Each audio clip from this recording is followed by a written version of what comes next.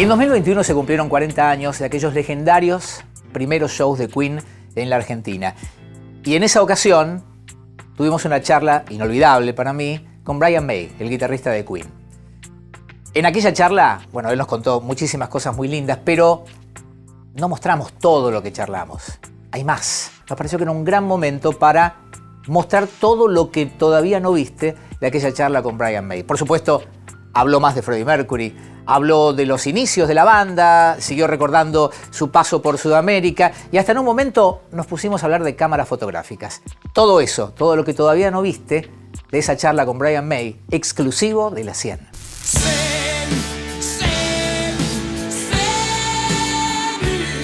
First of all, Brian, thank you from the bottom of my heart for giving us this interview and for sharing with us your memories of, for us, unforgettable shows in Argentina in 1981. Well, thank you for having me, and I hope I have enough memory left in me. I know you do. These things, truly, they were unforgettable. Absolutely, an amazing moment in our lives in Vélez Sarsfield. There, the whole thing, you know, the whole encounter with Argentina was beyond any of our wildest dreams at the time. Brian, whose idea was to tour South America in 1981? I think it's hard to say. You know, you have these ideas in your head. We thought it would be an exciting thing, and some people told us it's impossible because, you know, the system is not set up that way. And then this man called Jose Rota came out of the blue and said, "I can do this. I can make it happen, and you can play football stadiums." And we went, "Really?" And he said, "Yes, I swear to God we can do this." You know, and I learned afterwards that he had no money and very little experience, but somehow he had the passion to make it happen. So Jim Beach went down, our manager, and they talked and they looked at the logistics of how this could happen, and they thought, yes. The big unknown, of course, was the audience. Will people come? You know, will that number of people come to fill the stadiums when we've never been there? We don't speak the language properly. We don't have really a track record in any sense. It was an amazing gamble, an incredible leap into the dark. So I don't know whose idea it was, but suddenly it was what we were doing and we were excited. But the reality was way more exciting than the prospect. It was just incredible. Well, now you know, before that tour, Argentina wasn't in the touring maps for big bands all around the world. We always say that the Queen shows in Buenos Aires was a hallmark for the music business in our country. There is a before and after Queen, and things never went the same way after those shows. So, what was the most shocking thing when you arrived to Argentina? The thing that's in my mind is that there was no barrier. You know, in the concerts, I don't know what we expected, you know, but we did not expect that people would know the songs and be able to sing the songs in English with us. Mm-hmm. That was so shocking and such an incredible buzz, such an injection of energy to us. But from the beginning, from the moment we landed, people's reactions were amazing. And it was like a kind of dream world, really. You know, it's like, is this reality? Is this the real life, or is this just fantasy? Okay. As the song says. It was really mind-blowing. And, you know, I spent some time in Tenerife. I picked up a little bit of Spanish, you know, but my Spanish is not great. But for me, it was nice to gradually find some confidence to speak some Spanish to the people around me. Not Spanish, it's Argentinian, I know, but it's okay. But and you know, and I have a great affection for the language. I suppose that's what I'm trying to say. And I have this song called Las Palabras de Amor, which signifies the bond that I think I have with Hispanic people and culture. But the moment we stepped into the hotel, there was this crowd of people outside singing the songs. Mm-hmm. And you know, that doesn't happen to us very often. You know, we were still relatively young, And to be treated this way, like as if we were the Beatles or something, was astonishing. And we did have this knowledge, we realized that people had been to Argentina before, from England, but they went down in a very compromised way. They would take just a few bits of gear, and it would be like half the show. We said, we have to go with everything. We have to take our whole show. So it was jumbo jets full of gear. We said, if we go full pelt, and we do it like it's never been done before.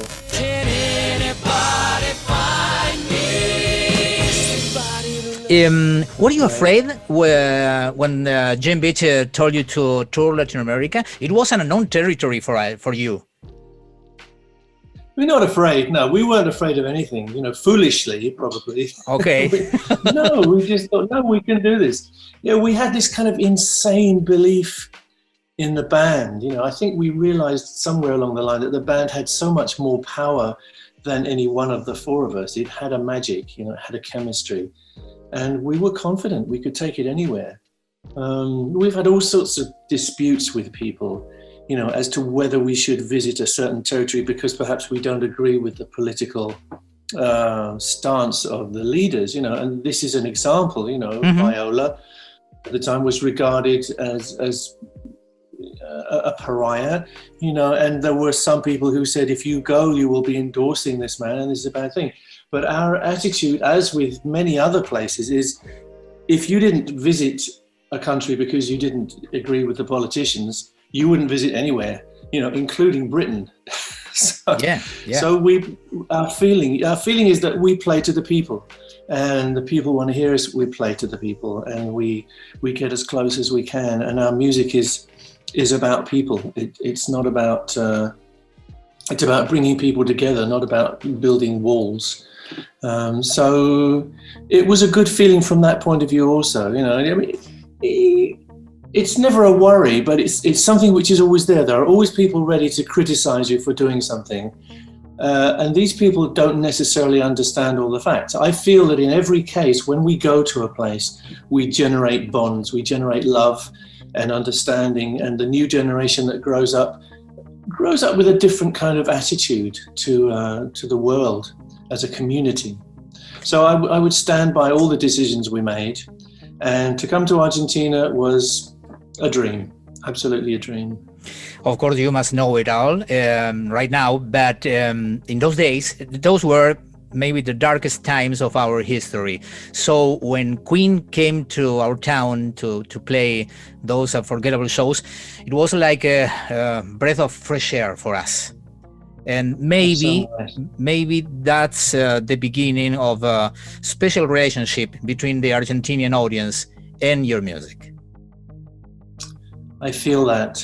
I feel like it was a very special time, yeah. And it was a fine line to tread, I think, because of course we did need the support of the establishment to do that tour. I think for them it was also a fine line, because if they had been seen to be against us, it would have been a dangerous thing for them, But likewise for us, we needed their support, we needed their help, we needed their armored vehicles, we needed their security people. But there was a great feeling of goodwill. And again, these people they're part of the armed forces, but they're people, they're human beings. Let's talk about those legendary shows. Do you remember any special moment or song that stuck with you all over the years of that shows in Vélez Sarsfield Stadium? Well, I suppose it would have to be the folk song moment. The moment when, it's hard to pick out really. I think it's the moment when we first realized that they knew Love of My Life. Okay. Not only knew it, but would sing it. And not only would sing it, but would sing it with a passion that brought tears to our eyes. It was a monumental thing, because that song wasn't the biggest thing in the rest of the world, but Argentina had somehow taken it to its heart and gave it back to us in an incredible way. And it's on, thank God, it's on video. And it was an immense moment for us to realize that we had this connection with people that we'd never met before, and we had a kind of love connection. I suppose that's the outstanding moment, but there were so many moments in those shows. But yeah, I would have to pick that, of course. And it appears in the movie, you know, in the Bohemian Rhapsody movie. This is something which Freddie treasured and I treasured because it was such a close contact and so unexpected to be as intense as that. Okay, in those shows, you came to South America as a musician, but also as a photographer. We all know your passion for the stereoscopic photography. Let me tell you something. My father was a photographer, a social one, you know, weddings and birthday parties. And he gave me this camera. He worked with this camera, 50s and 60s. And I think, you know, the same exact brand, it's Virgin. I think I saw you with a camera like this. Maybe it's Virgin. Yes, it's a 35mm camera from the 50s. Yes. I think it's German made, that particular one. Yeah, but they're all very similar. They all have the same geometry. Yeah. I carried one very similar to that when I was in Argentina. Yeah. I think it was a realist that I brought, a surrealist. Do you still have one of these? Oh, I have many. Yeah. Yes, I have a lot of stereo cameras. Yeah. But these days I use this really, you know, you can take stereo pictures with this because you go click, click, and you have the two pictures. And as long as things aren't moving too much, then you get your stereo photo. So I think people become very lazy, including me. Yeah. And I have my stereo camera right here, but I don't use it very much. Also with the iPhone or smartphone, you have the option to do different baselines. So I can go click, click, and I can get a very exaggerated baseline to get a hyper stereo. So yeah, I love my stereo photography, and I'm doing lots of it at the moment. And I'm doing it for NASA at the moment. I'm hooked up with many different departments in NASA and working on their stereo data. The most recent one is the Mars 2020 mission, Perseverance. So we're right at the point where we're getting our first stereo pairs from Mars. And I'm trying to, you know, I'm a Victorian at heart, you know. The Victorian way is the side-by-side stereo. But every time I show it to a new set of people, they all love it. And they all agree that this is actually the best form. The Victorians got it right. So rather than the red and green glasses and things, which give you a very muddy picture, you use my owl. I'm sure I have one here. Yeah, I have it. I have it. You have this too? Yeah, of course. I have the Queen in 3D book. Yeah, right. Oh, brilliant. Okay, yeah. So I mean, wait a second. Okay. I can wait for you all day. All right, here I am. Yeah, this changed my life really. This is the way it's come packaged. But the owl, my owl is a reproduction, as you know, of a Victorian stereoscope, but slightly different focuses. But this magic thing, which is basically a fridge magnet, goes in the back of here. Yeah. And this is, of course, what converts your iPhone into a stereoscope, because you put your iPhone in here. Yeah. And it sticks to the back. Yeah. And there you have your stereoscope, and you can put whatever you want in it. Pictures of your family, pictures of Pluto, pictures of asteroids, anything you want can go in there. It's like an old magic trick, but that appears new to the new generations. Yeah, it's truly magic, and it for me it never gets old. I never get tired of stereo because it lives so much more. It gives you so much contact with your subject matter.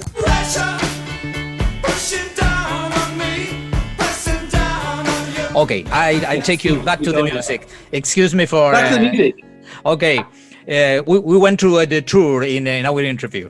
A couple of hours ago, we talked to Roger, and we talked about this special love Argentine audience have for Queen music, and we think Queen are fond of Argentinians too. I know for sure that when you are on tour and you spot an Argentine t-shirt in the crowd, you have always polite words and kind words to my fellows. Why do you think we have this bond? I don't know. These are difficult questions to answer. I would like to know. I now from those days and from after, I have some special friends, some personal friends from Argentina, and we keep in touch. And I see them at many concerts, and generally they wear the T-shirt, yes, and I have my T-shirts. I still have Maradona's T-shirt somewhere because we swapped, but I can't find it at the moment. I don't know if somebody stole it. Okay. But yeah, I gave him the Union Jack T-shirt, which he wears in the pictures, and he gave me his shirt. But I haven't seen it for a while. But, you know, why do we have this thing? I don't know. I really don't know. I don't know if there is something in the material that we talk about.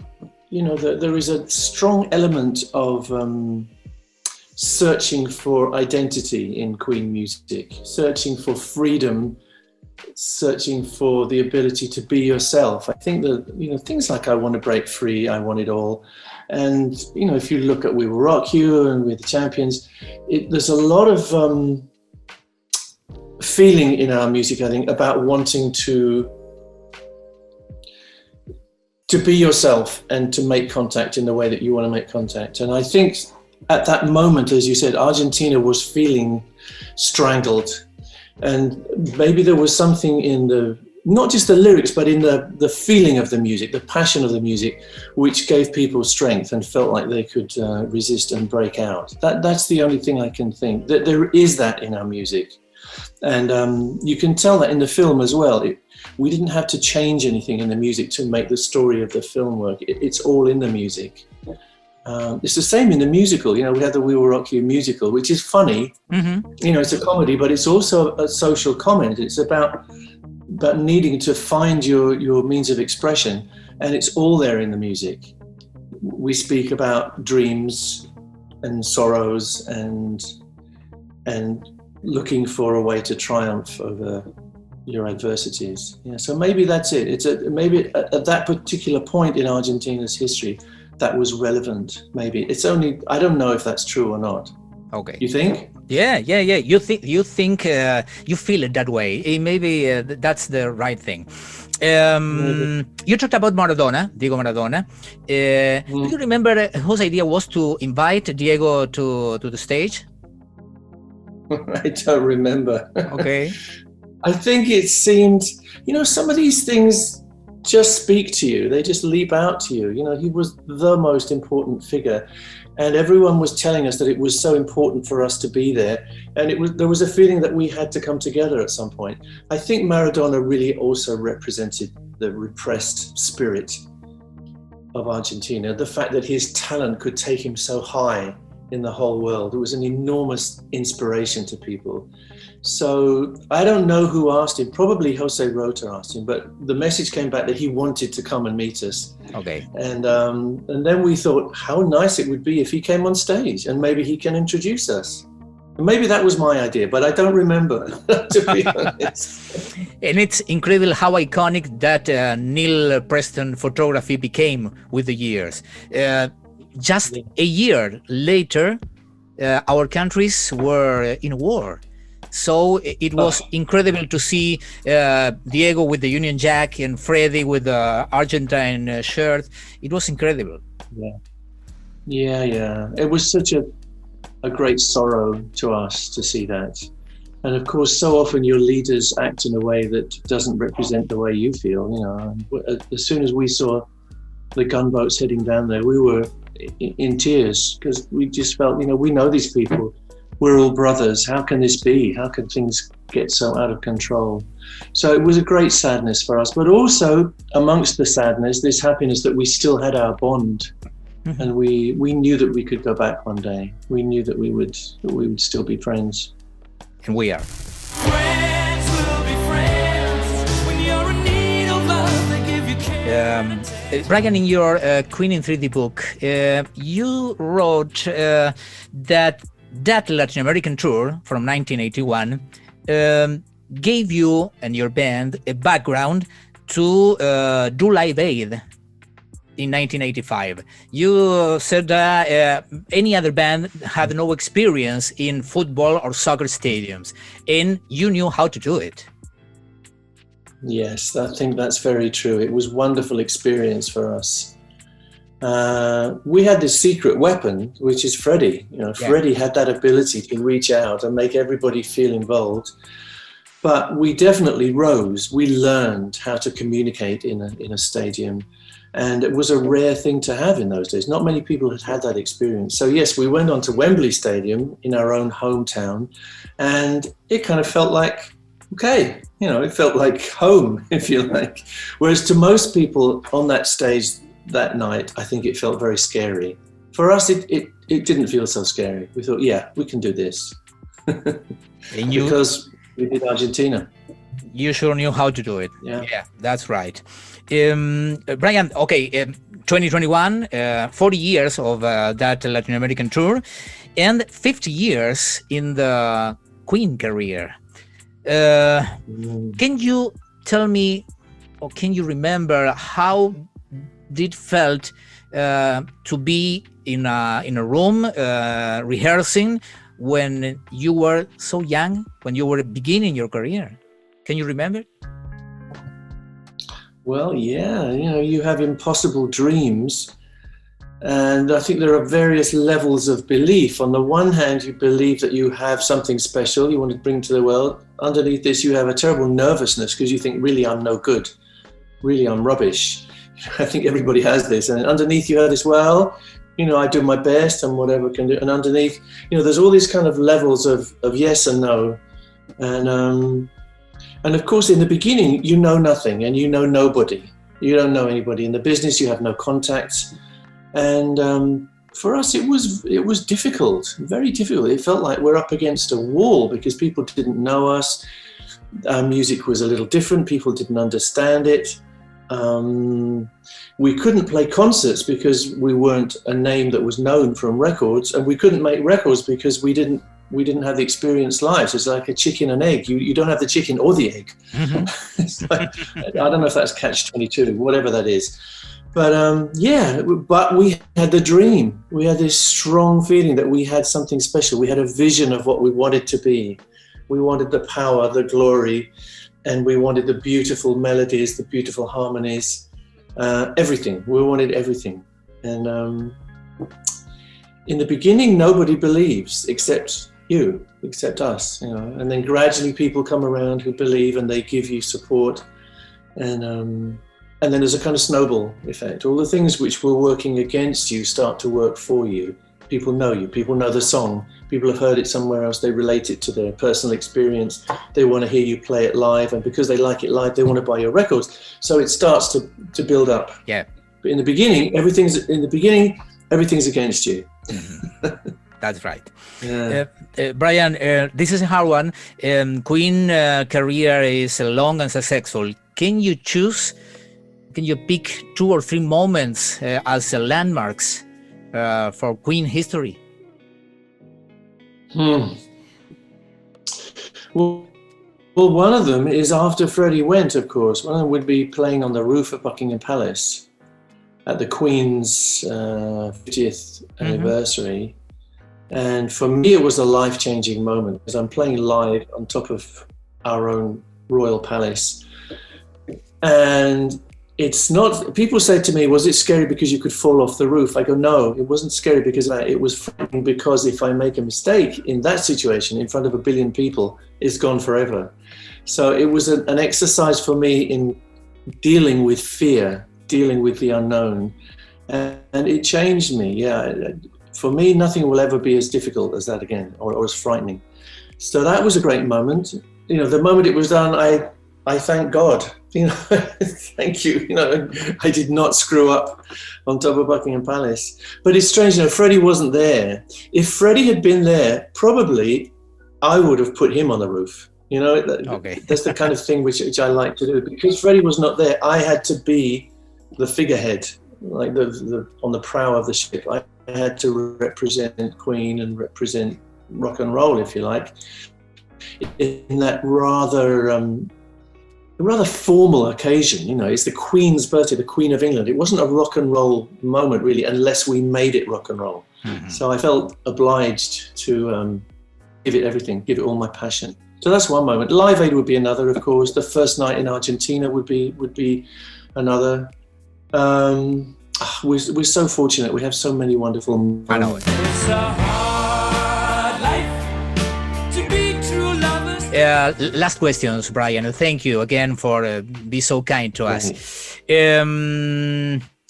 A couple of weeks ago, we learned that you found an old, long-lost recording from an early gig at the Imperial College. How did you feel listening to that old recording? Well, quite excited, because it brings back the moment and what we were talking about, those hopes and dreams which seem impossible at the time, because it was to an audience of probably 70 or 80 people in a lecture theatre in a university. I kind of like it because I'm forgiving of my early self, if you know what I mean. Mm-hmm. It's very rough, it's very unformed, but the passion is there, excitement is there, and the germs of what Queen became. I don't know if anyone will ever hear it. Roger actually feels that we should keep it in the drawer, and maybe he's right. He says, why bring it out?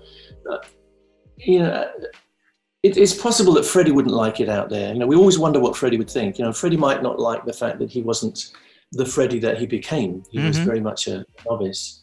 So it's in the balance. It sits there. Also, the quality is very bad, of course, and not all of it is rescuable. For me, it's nice to have it there. I'm glad it's in the drawer. I'm glad I found it, but I think it stays there for a while yet.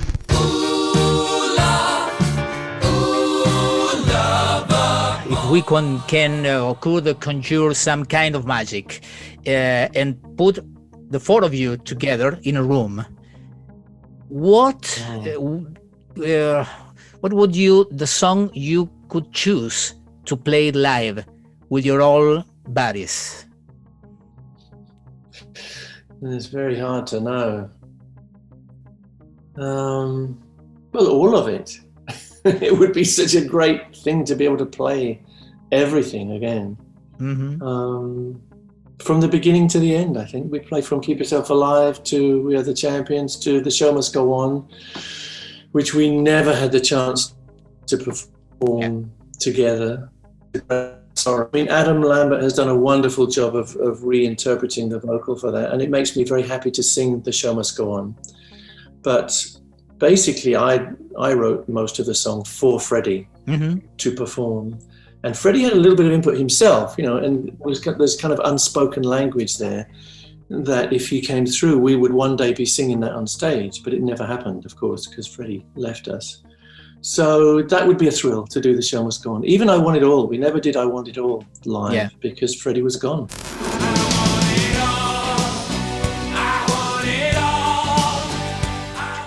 I ask you to speculate one more time. If you could be face to face with Freddie one more time, would you say something to him?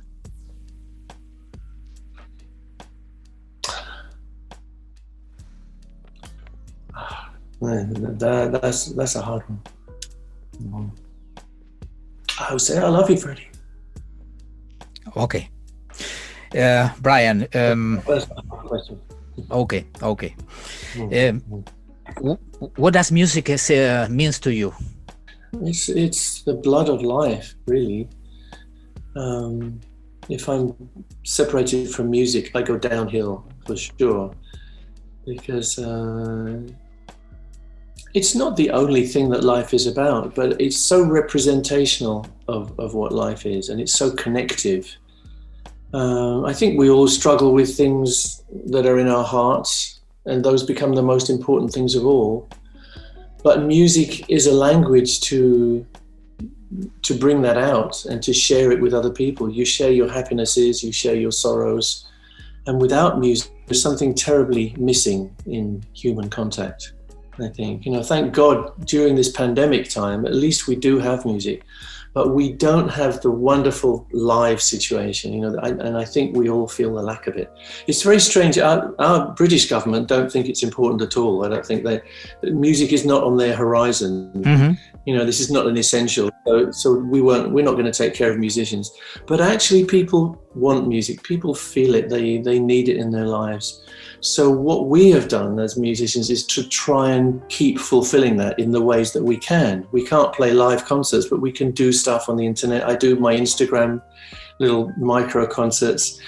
I'm doing a new record at the moment with Kerry, who I work with a lot, Kerry Ellis, which is an adaptation of an old song, but it suddenly seemed very relevant to the present situation. And it's called Panic Attack. Mm-hmm. And the subtext is, it's going to be all right. Somehow it's going to be all right. So I'm doing that at the moment. And for me, it's a way of expressing myself. It's a way of getting rid of the steam in my body. But also it's doing what we should do. It's doing the job that we do, connecting with people, making people feel that they're not alone, making people feel that there is hope, and someday they will find their dreams. Get down, make love. Get down, make love. Brian, we are doing this because 4 years ago, Queen came to Argentina to play at those unforgettable shows, and somehow this event changed everyone's lives. My life, for sure. So it's amazing. I want to ask you for a message to Argentina and all Queen fans, the old fans, those with gray hair who went to Vélez Sarsfield 4 years ago, and new fans that discovered Queen music with the Bohemian Rhapsody movie. What do you say to them? I say we still love you, the same as before. Mucho amor, muchos besos. And I treasure in my heart the dream that we will come back. Someday we will come back. Thank you, Brian. Meanwhile, take care. Thank you, Brian. Thank you. I got tickets for the O2 Arena, so I hope you see there next year. I hope so. Fingers crossed. Yeah. And thank you again. Your music really changed my life. So I really thank you for that. Bye-bye, Brian. Thank you so much. God bless. Bye-bye. Bye-bye. Another one bites the dust.